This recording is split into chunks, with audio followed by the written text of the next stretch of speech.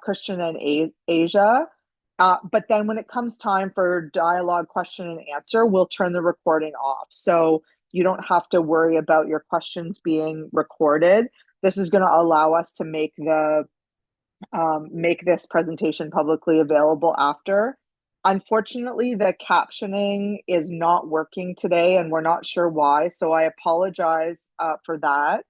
But we will create a written transcript of the recording after the fact, and we'll also make it available in case that's useful to you and your networks.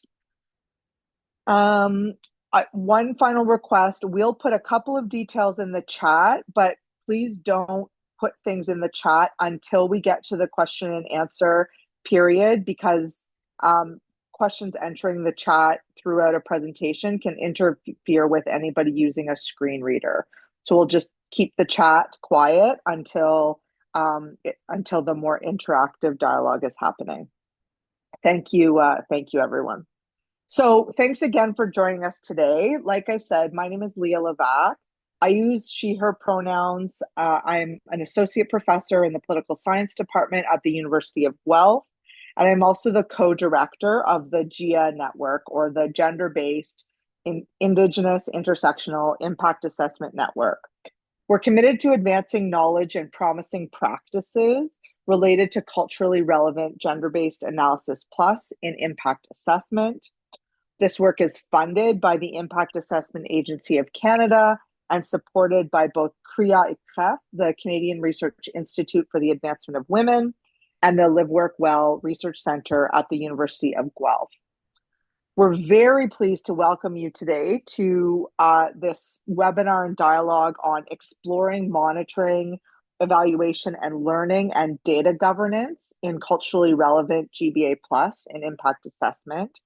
And we're very grateful to Christian and Asia for being here today to deliver this webinar. It's the second one in our series. We'll have another one next month on the application of culturally relevant GBA Plus in a recent regional assessment of offshore wind in Newfoundland and Labrador. And if you have other ideas for webinars and dialogues at any point, please feel free to share them with us, both in terms of topics to cover and in terms of people to deliver them. And we'll give you email addresses for doing that later. I want to turn now to a brief territorial acknowledgement. The GiiiA Network respectfully acknowledges that we are present and work on Indigenous territories across present-day Canada.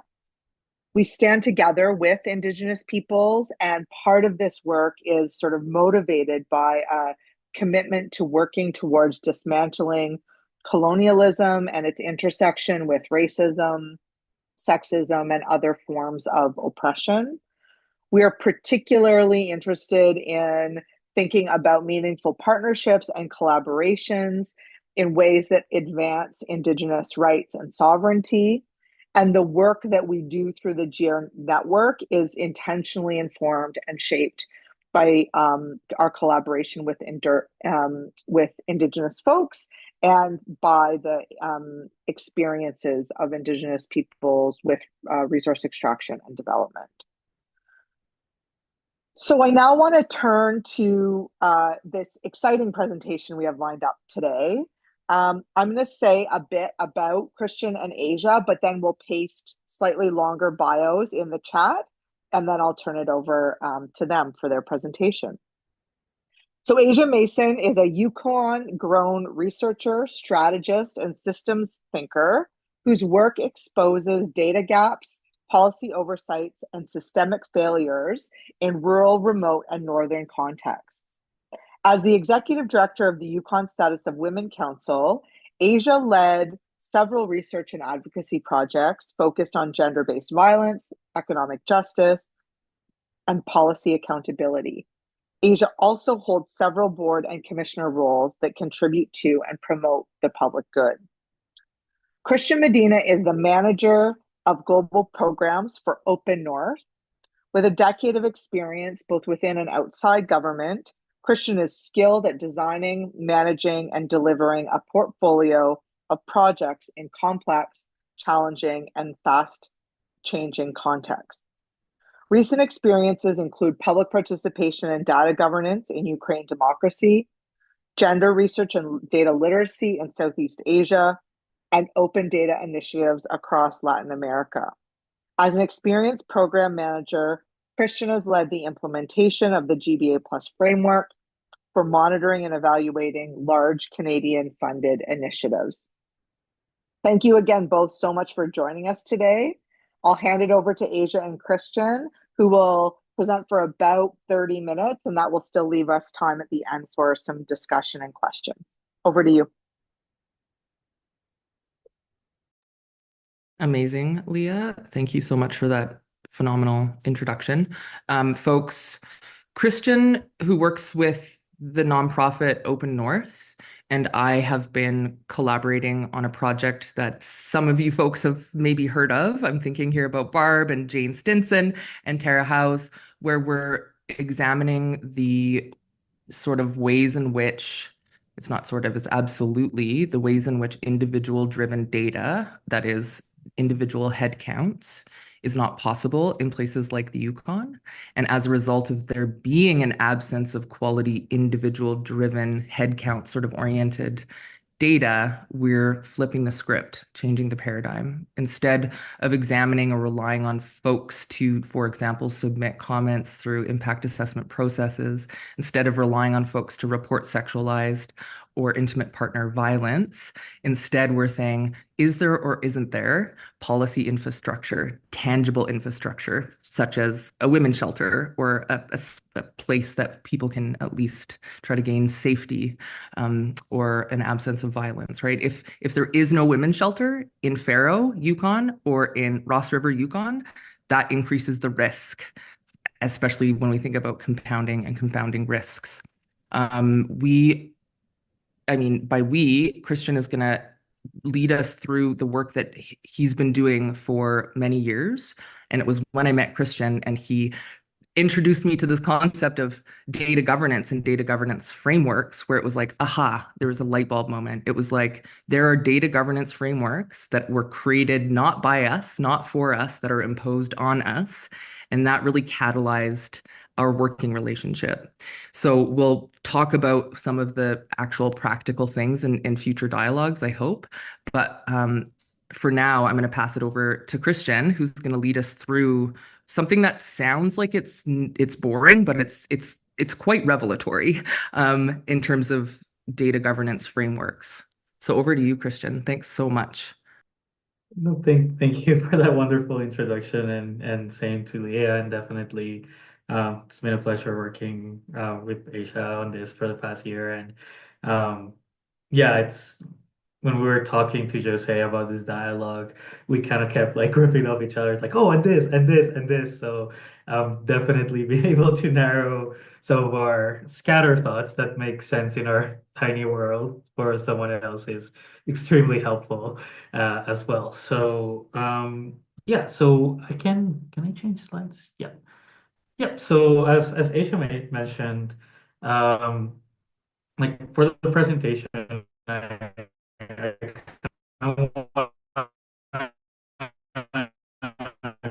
go over a little bit what this open I work for. Can you guys hear me okay? I see a message that my connection's a little unstable. It just came back, Christian. Right now we can hear you fine. Oh, okay. And yeah, I'll preface by saying I'm right now I'm in Colombia in Bogota, so if it rains here, the internet doesn't work as well. But we'll power through. But yeah, so for the presentation, I want to make sure that I kind of contextualize where Asia and I are coming from. I mean, many of you have met Asia already, and I think only a couple of you have met me before. So I'll contextualize a little bit where we're coming from. And then I'll introduce this concept of data governance, and then make an effort to connect it to, well, we use MEL, which is monitoring, evaluation, accountability, and learning, as a framework. And there's a reason for that. So we'll talk a little bit about why we add that extra accountability portion. And then out of our conversations with Asia and kind of one of the solutions we're exploring to the data quality issue is the use of artificial intelligence. So, um, kind of wanted to end the conversation with making that link very briefly on kind of some of our thoughts and how um, AI can be helpful for IA, impact assessments, and also some of the risks that we're starting to see and talk about. And then we'll have a lot of discussions because it's exciting to get all your collective brains in one room for a few minutes to get some ideas and be able to learn from you as well. Yep, so I'll briefly talk about Open North, and then Aisha, maybe I'll switch it to you to introduce Boreal Logic and kind of what you have been up to lately. But yeah, so Open North is a group of folk that live in Montreal and elsewhere, and we think a lot about data. So I call ourselves data nerds. Particularly, we think about the power relationships around data and come from a stance of data is not neutral. So when it comes to evaluation that has immediate repercussions, the kind of data we choose to collect, to use to analyze for assessing impact, has a lot of decisions around it. Um, I'm also from Colombia, so that's why I'm here, but I get to work remotely. Uh, Boreal Logic, Aisha. Thanks, Christian. Okay, so hilarious slide. That is real moss. It's actually not AI. Close-up styles. So there's two major things that I really want to forefront about this endeavor. Number one, I have worked in the nonprofit sector for 10 years and recognized, at least in the space where I live and have settled as a third generation settler in the Yukon territory, that the vehicle of NGO land wasn't as effective as I needed it to be. And I'm going to give two really concrete examples. In my bio intro, they mentioned that I'm a commissioner on the Yukon Human Rights Commission and have been, I'm just starting my second term, which means I'm in my fourth year. The reason I'm bringing that up is because every single impact assessment evaluation report or those recommendations that YSWC, which is the impact assessment entity in the Yukon territory, when they start endeavoring into what they've conveniently called personal safety as the VSEC. Forgive me if I'm getting into some acronyms here, but in YSAB land and in other impact assessment situations and contexts, a VSEC is a valued environmental and socioeconomic component. So over the last 4 years, YSAB, the Yukon's impact assessment agency, which I'll flag is distinct from the federal process, which is very annoying. We ended up seeing over and over again, I've got 112 examples now where the Human Rights Commission of the Yukon is cited as the number one remedy for perceived or detected or evaluated adverse risk. And I'm going to say this wholeheartedly, as a commissioner who's been on the Human Rights Commission for the last 3 years, we are so far behind. We are looking at complaints from 2001. And if in impact assessment, the Yukon Human Rights Commission is cited as the mitigating remedy for assessed adverse impact to personal safety, you get a sense here where it's like nobody really knows what's going on because all these systems are siloed. So they can cite what ought to be something that, in theory, could potentially prevent, I guess, is the idea here, the fact that the Human Rights Commission exists, right? And so Boreal Logic is born out of really trying to get deeper into not only the data gaps, but also the relationships that benefit. Christian mentioned data's power. Power is data in many ways. How data is used to monitor or measure things or not. So, for example, we take away the capacity to detect COVID-19. Suddenly, we don't have a sense of how many cases are happening, right? So here, this is this piece that I think really anchors into people's brains. What we don't measure, we can't monitor. And if, for example, there's nothing within the system that's paying attention to how far behind in their complaint volumes the Human Rights Commission is, then the impact assessment agency and therefore the decision body is going to essentially be able to continue citing this faulty, absolutely non-effective, completely underfunded mechanism in order to get away with, well, what they get away with.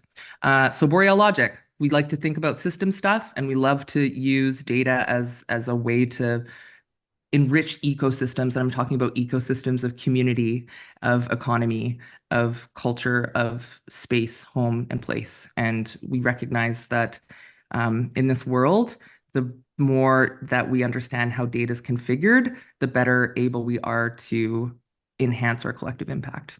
Thanks so much, Christian.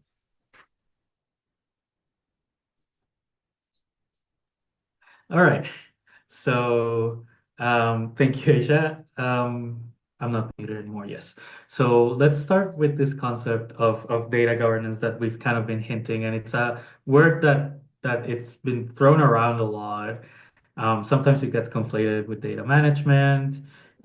So we wanted to make sure in this presentation that we're kind of all aligned on this definition that we have. It's not the only definition that's out there, but this is the one we're working with at Open North and with Asia at Boreal Logic as well, and with other partners. And I guess we start, as I mentioned, from the fact that data is not neutral. It shapes a narrative. The decisions that are made around data tell the story that we want to set with data. Often those decisions are, as with others, are done by people in positions of power, people that have historically used that power to perhaps oppress or marginalize certain populations. So I think started from that point that data is not neutral, I think it's something that I know this crowd is very much on board for. Um, and then moving there to certain aspects of data that we like to ask about when we think about it. So when we start abstracting this idea um, that data has human decisions around it, then we can think about the aspects of that data that are regulated and controlled by humans and all the wonderful biases that we bring. Um, so who collects the data becomes very important when we ask what decisions are made around data. Um, Understanding what their capacity and their understanding of data principles are, the purpose of why the data is being used. We also think a lot about how data is collected, and I think this is where Asia and I have spent a lot of time thinking about this. Um, Whether the data and the context where the data is collected means the data has gaps, whether it can be incomplete, is a question to ask of a data set. Not all data is created equal. And then understanding how that data might be collected and the reasons behind collecting that data helps. One example that I like to use a lot from my time in Myanmar in Southeast Asia was people collected a lot of data from Rohingya refugees to understand impact of international development funding. Often this data would be given to different agencies multiple times by the same refugees, about the horrible things that happened to them in Myanmar as they escaped the regime there. So when we would go to talk to these refugees, they would always ask us, like, well, who are you with? Are you with the Canadians, the Australians, the Germans? Like, we've told this story 30, 20 times already. Just, give me my lunch and then I'll tell you what you need to hear, right? That is something that a data set by itself or an impact assessment wouldn't necessarily be able to capture. Um, I think about to the depth of who and what is included and excluded from the data.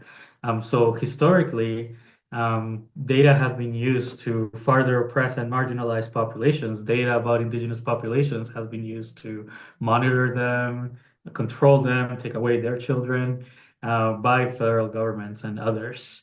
In the same time, there is this idea that we don't have enough data about indigenous populations. Often we hear, like, we want to hear demographic breakdowns of X project or X intervention to know how many indigenous people we served.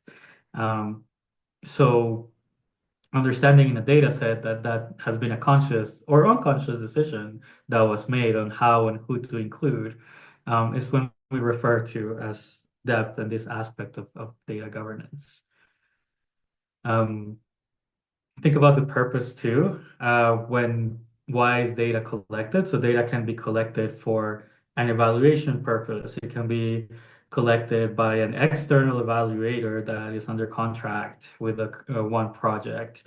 It can be collected for internal purposes to better understand how to improve a second year, a third year of an intervention, how to improve next phase.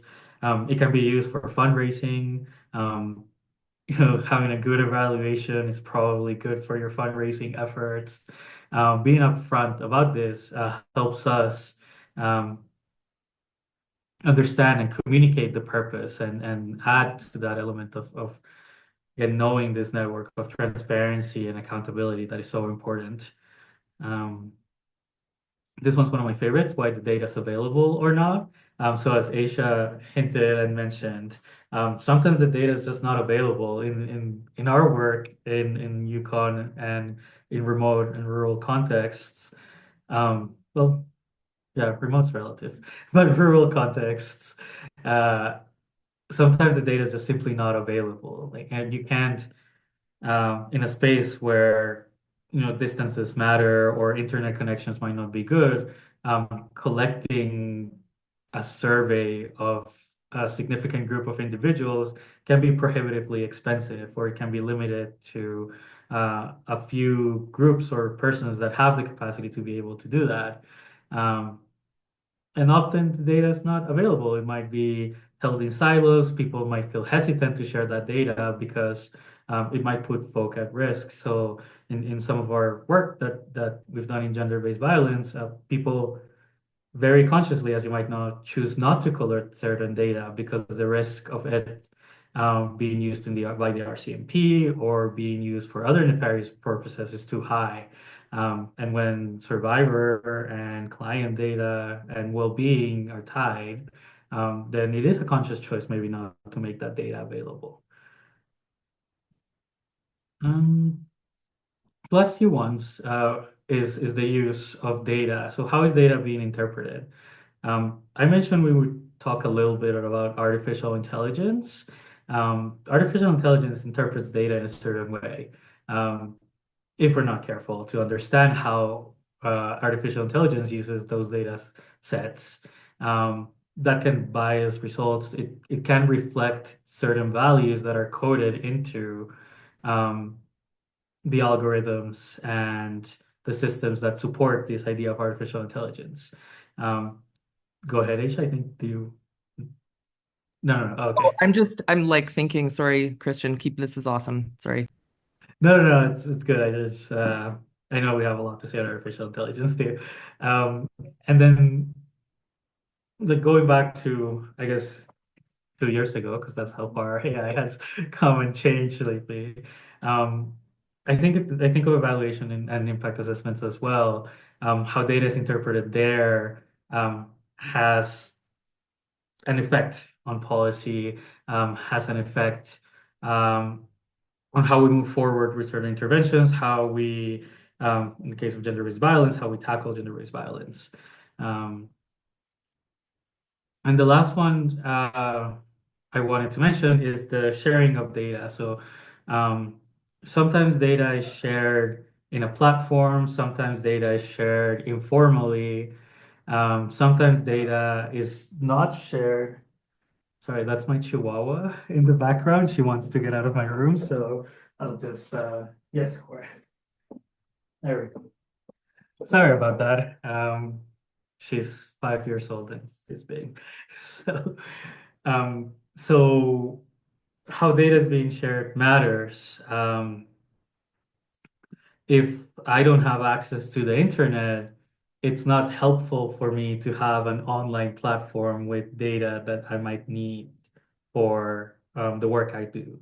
Um, if data is being shared informally, for example, as we see in some of the work we do in the Yukon, then and that data is not being captured, then it limits the way that we use that we're able to reuse this data. Um, And then so the point of going through this idea of data governance and highlighting the different aspects and decisions that are made around data is to mention that these decisions are made all the time. sometimes purposefully and sometimes in a very structured way, such as creating um, oh, forgot the name of this. But creating a framework to assess impact and creating a theory of change in a very formal manner with indicators that are specific and justified. Sometimes it's less formal, sometimes it might be due to a funder or a researcher interested in a particular aspect. Um, Sometimes it might be due to power asymmetries and power dynamics that exist that are often or sometimes imposed by funders and donors. So I even think of this network and the fact that GBA Plus is a framework that is pushed and used by the federal government. When I used to be a funder, a grant maker, like we just very much got an instruction to push for GBA Plus, and there is legitimacy to it. But there was a political decision and there was a power decision that um, grant makers around the world needed to follow this um, framework that was created in Canada, that was created by Canadian academics. Um, if I'm in Myanmar, if I'm in Ukraine, I kind of have to do that because I need money to feed my staff, to feed and maintain the lights on for the work I do. Um, so definitely, data governance happens. It's happening. You all make decisions about data governance. And then being able to highlight what aspects of those decisions are made help us make better decisions that are reflective of values that we hold. Let me quickly check the time. Okay. I can't ask for questions because the questions will be at the end because of the recording. So I'll just keep going. And then here, Aisha, I'll flag you for a couple of very concrete examples of your work in meal and impact assessment. Um, but we wanted to align and we wanted to use this time to align this concept of data governance with the National Action Plan to End Gender-Based Violence and with the network and some of the work that you do and some of the values that you've stated.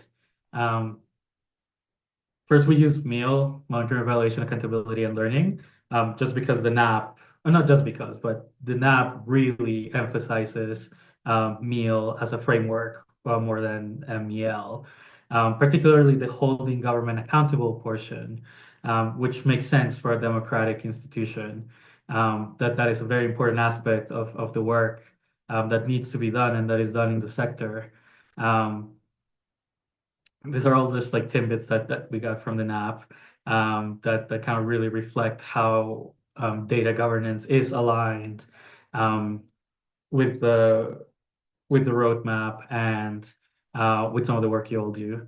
Um, and it's quite amazing. Sounds like a very superlative word, but it's great to see that an intersectional feminist meal process needs to emphasize participatory, empowering, and social justice agendas, um, and that it challenges what we consider evidence and what looks like evidence. So when I think about data and data governance, um, our work is to challenge those existing power dynamics through the decisions that are made around data, questioning why a certain indicator was chosen and if it was chosen in the capital city, in Ottawa, or if it comes from folk on the ground interacting with the people that many of the organizations we work for seek to serve. Um, so to me, like this meal framework really um, from a different perspective, from an evaluation perspective, is saying the same thing. And we know we need data to be able to evaluate properly and conduct proper impact assessments. This is an Asia slide. It's one of my favorite slides, like in the whole world. But I'll explain it, and then Aisha, you'll jump if like 'cause I've heard you do it a few times. Um, so when we're thinking about monitoring and evaluation under this framework, we have all these facts and sparse figures that have something to do with what we're trying to evaluate, social and economic impact. Um, And then we like distill this down as evidence, and that turns into data that feeds into key indicators that we've all agreed on, or we've not all agreed on, but that have been agreed on within this idea of um, data governance. Like, this is what we need to do. These are the indicators we're looking at. And then as we go through that, there's decisions that are made. There's decisions on which dots to collect, which raw data to turn into evidence, and how to feed it into different metrics to evaluate particular aspects, particular forms of impact. Often that data is not, those raw data is not always available to us. Often good quality data, data that's disaggregated, that's intersectional, that is accessible, is simply not there because of distance, because of money, because of time, because of capacity. Here we go. But we still need that data to evaluate. We can't rely solely on anecdotes, right? Anecdotes are not credible when we think about this. So we have to think about the quantitative and qualitative tools and modes that we can have to create that, to have that credibility, to be able to respond to that. And ideally, we would do that through surveys, interviews, observations, different artifacts, and different metrics. That's how we link data and impact assessments. Yes, and then so that has very practical challenges and very practical difficulties that I will turn to Aisha to explain how that has been happening in the context of the NAP. Thanks so much. And I do see that we're getting close to the end of time, and we might just in terms of enabling discussion and dialogue, I might just ask Christian to go back 2 slides because I want to speak to one thing that I think will, and maybe one more slide back. Sorry, Christian, the funnel one. When you see this piece around evidence, I really want to emphasize this. So the Yukon Territory has what's called an Evidence Act, right? As does every single province and territory. But the Evidence Act of the Yukon or of British Columbia pertains specifically to legal proceedings. So at both, the level of territory or province, and then at the federal level, there's very concrete, very concretized language about what constitutes evidence within a judicial legal context. What I'm going to ask folks to reflect on is what would be the equivalent for evidence in a non-legal setting? What would an evidence act look like in your jurisdiction if it were an evidence act that enshrined and defined evidence? Let me say that backwardsly. Not only does it define evidence as being encompassing of, if Christian can go back to the sort of the last slide that we're looking at with the X through it, right? So we know that anecdotal evidence might not be rigorous enough, but what do we do in a place like the Yukon or any rural, remote, and northern space where there simply is not enough humans to actually substantiate using quantitative methods, headcount methods, right? How do we define evidence within the context of policy and decision making in the absence of there being anything rigorous like an evidence act for policy and decision making? Well, we do in Canada have what's called the Cabinet Directive on Regulation that speaks to how acts or legislative acts get enshrined into regulations. So there's a nice nexus there. But what's the same when we think about impact assessment? We go back to this question around if you can't monitor it, you're certainly not going to measure it. And especially when we start thinking about what are the, cumulative and compounding impacts of X, Y, Z, in the absence of having any quality data to establish a baseline or a benchmark to compare the impacts to, we're sort of left in a quagmire where we have to justify the legitimacy of non-quantitative or non-colonial style methodologies. And we, out of the other side of our mouths, talk about decolonization and indigenizing governance and governments, yet we also create a very hostile environment for any types of data that are acquired through, you know, less established kinds of methodologies. So I'm going to stop talking just to give time here, but I'll leave folks with that thought. What would an evidence act look like for your jurisdiction that wasn't just about enshrining certain kinds of, guidelines and guardrails around what counts as evidence when we are making decisions, impact assessment or otherwise? Thanks, Aisha. And I think we can skip the app in the interest of time. And I'll touch very briefly on artificial intelligence, 2 minutes, and then we'll be able to hear from the rest of the group. And we have prepared some other guiding questions. So why does artificial intelligence matter for data governance and impact assessments? It's garbage in, garbage out. If you have bad quality data and you feed it into an artificial intelligence system, whether that's machine learning, whether it's artificial intelligence broadly defined. Oh, that's a typo. It shouldn't be intelligence, it should be intelligence. Huh. Or whether you use generative AI. So generative AI is ChatGTP. It can make beautiful sounding garbage, but it's still garbage. That's why we think a lot about um, what matters in the data that's being input. Like, how is it being input? Who's doing it? Why is it happening?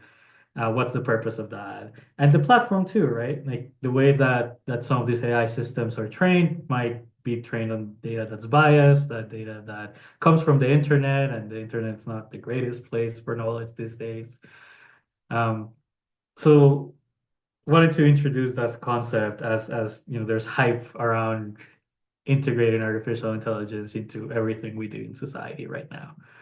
Um, and very quickly, AI is not a great term because it's a set of technologies that change every other day. Like ChatGPT is at like version 3.18 or something. I don't remember at this point.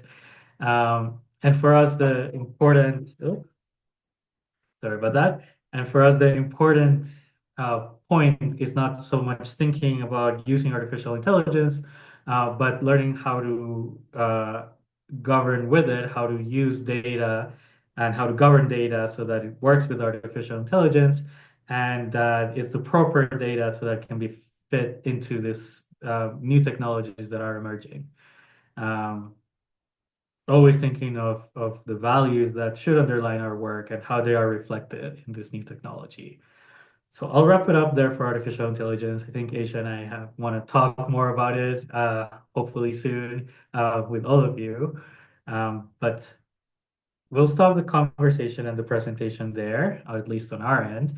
And I'll leave these questions up for the group if anybody wants to address them, or if the conversation, or if you want to go with some of the questions that Aisha asked specifically about your jurisdictions and your day-to-day work.